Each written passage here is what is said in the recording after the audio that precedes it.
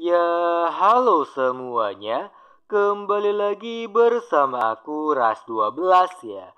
Nah, jadi ya, pada video kali ini aku ingin membahas serta mereview episode kedua dari animenya Hataraku Sama season yang kedua atau animenya The Devil in a Part-Time season yang kedua.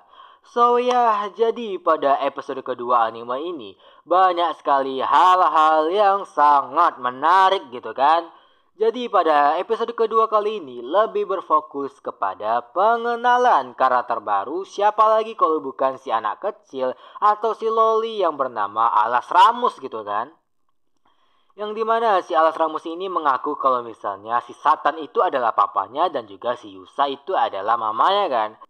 Dan aku sendiri ya berani bilang kalau misalnya si Alas Ramus ini merupakan salah satu loli terbaik pada tahun 2022 ini. Ya itu menurut aku sendiri ya. Dan aku akan garis bawahi dengan keras ya kalau misalnya aku ini bukan seorang pedo. Walaupun aku memang excited dengan karakter satu ini ya, tapi aku bukan seorang pedo ya anjir. Jadi jangan kalian kira kalau misalnya aku ini pedo gitu kan. Ya tolong lah ya gitu kan. Karena ya bisa dibilang si Loli satu ini ya menarik gitu dari segi voice over, tingkah laku dan juga sifatnya gitu kan dan juga reaksinya lah. Dan aku benar-benar suka dengan episode kedua kali ini, benar-benar menunjukkan sisi imut dari si Alas Ramus ini gitu. Dan juga sisi kehangatan dari keluarga mereka gitu kan. Jadi ya pada awal episode kedua kali ini si Alas Ramus itu menangis sejadi-jadinya karena si Mao dan juga si Yusa atau si Emi gitu kan nggak mengakui kalau misalnya si Alas Ramus ini adalah anak mereka. Jadi ya sebagai seorang anak kalau misalnya nggak diakui orang tuanya tentunya nangis gitu kan. Dan ya, si Alstramus ini menangis sejadi-jadinya dan juga mereka berusaha menenangkannya. Dan pada akhirnya mereka menarik kesimpulan kalau misalnya si Alstramus itu akan dirawat oleh mereka semua dan itu secara berganti-gantian. Namun si Alstramus ini akan tinggal di rumahnya si Mao. Dan lebih tepatnya akan lebih banyak dijaga atau diasuh oleh si Aisyah. Jadi bisa dibilang si Asia ini sebagai seorang babysitter dari si Alstramus gitu kan. Namun ya kalau misalnya aku melihat pada respon-respon orang mengenai season kedua anime Hataraku Sama ini, banyak yang gak suka dengan desain karakternya. Mungkin karena terlihat chibi dan juga kayak aneh aja mungkin gitu kan dari perpindahan studio yang pertama ke studio yang kedua.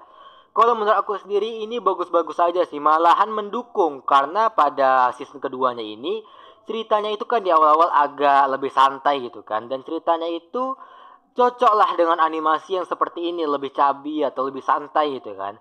Ke sisa pertamanya itu bagus karena kan kesannya itu serius. Kalau misalnya ini lebih soft atau lebih lembut gitu kan untuk animasinya.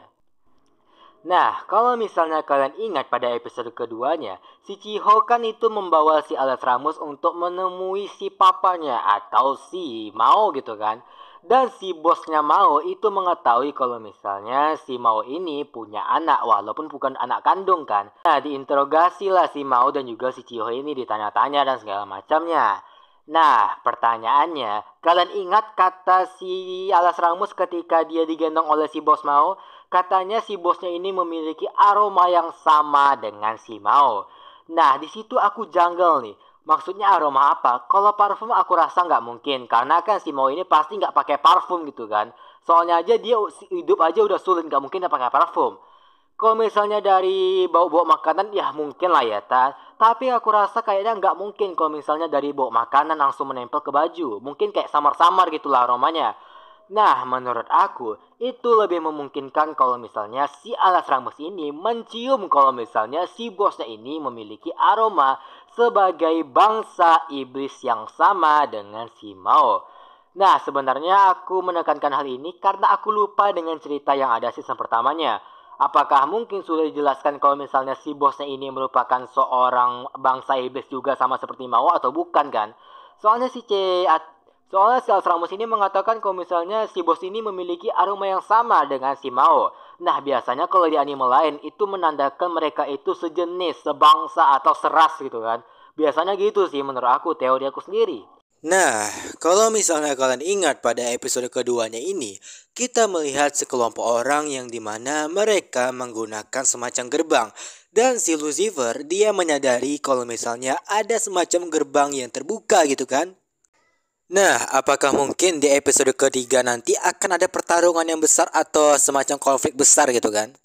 Dan juga seperti yang kita tahu kalau misalnya si Mao ini dan juga si Alex Ramos, habis itu juga si Yusa, itu janjian bertiga untuk pergi jalan-jalan lah untuk menemani si Alex Ramos ini berkeliling dan juga berjalan-jalan. Dan tentunya pastinya bakal ada bodyguard, siapa lagi kalau bukan Asia dan juga si Chiho. Nah, kalau untuk si Asia sendiri pastinya dia benar-benar menjaga atau benar-benar khawatir lah dengan si Mao. Sedangkan si Cio bisa dibilang dia agak cemburu lah dengan si Yusa atau si Emi gitu kan. Karena dia dianggap mama oleh si Alstramus. Karena dia pengen dianggap mama oleh si Alstramus gitu kan. Bukannya si Yusa gitu dianggap mama ya. Juga pada episode kedua kali ini menurut aku ya ada beberapa animasi dan juga anatomi tubuh dari karakternya itu yang terlihat aneh lah di mata aku ya. Ya walau kesannya itu soft tapi tetap aja aneh gitu ya. Ya, kita akan menantikanlah episode ketiganya gitu kan. Nah, episode ketiganya itu kira-kira cuplikannya itu seperti ini nih.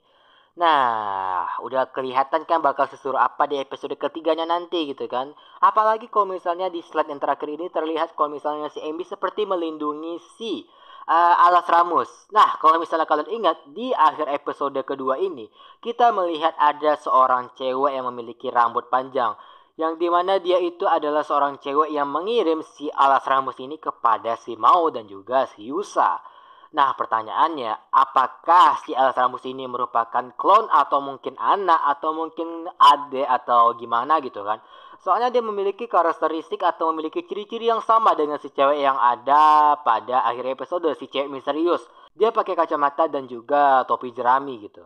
Ya, jadi ya mungkin segini sajalah untuk video kali ini ya.